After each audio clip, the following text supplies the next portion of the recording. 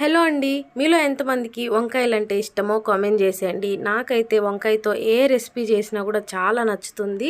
ఈరోజైతే మనము మసాలా గుత్తి వంకాయ ఎలా చేసుకోవాలో ఈ వీడియోలో చూసేయండి. నేను చూపిస్తున్న ఇంగ్రీడియంట్స్ అన్నింటినీ ఇలా డ్రై రోస్ట్ చేసి పక్కన పెట్టుకోండి. అందులోనే ఉల్లిపాయలు, టొమాటోలు, అల్లము, వెల్లుల్లి వేసుకొని అలాగే కారము, ధనియాల పొడి కూడా వేసుకొని మంచిగా పేస్ట్ చేసి పక్కన పెట్టేసుకోండి. ఆ తర్వాత వంకాయల్ని ఇలా కట్ చేసుకోవాలి. నార్మల్గా గుత్తి వంకాయ కంటే ఇలాగే కట్ చేసుకుంటుంటాం కదా. ఇలా కట్ చేసుకున్న తర్వాత మనం ముందుగా రెడీ చేసుకున్న మసాలా పేస్ట్ని ఇందులోకి కూర్చుకోవాలి. మొత్తం మంచిగా మసాలా మొత్తం పట్టించేసేయండి వంకాయలకి. మిగిలింది ఉంటే పక్కన పెట్టేసుకోండి. ఇప్పుడు బాండీ పెట్టుకొని అందులో కొంచెం ఎక్కువగానే నూనె యాడ్ చేసుకొని ఆ తర్వాత ఉల్లిపాయలు, పచ్చిమిర్చి, కరివేపాకు వేసి కొద్దిగా పసుపు యాడ్ చేస్తే ఉల్లిపాయలు త్వరగా వేగిపోతాయి. అండ్ ఉప్పు కూడా యాడ్ చేసేసుకున్నాను. మళ్ళీ వంకాయల్లో వేయలేదు నేను మసాలాలో, కాబట్టి ఇక్కడే వేసుకున్నాను.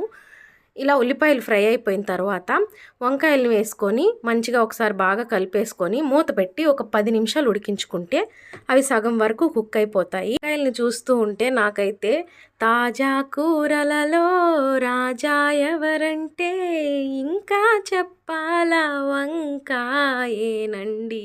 ఎలా ఉందో కామెంట్ చేసేయండి.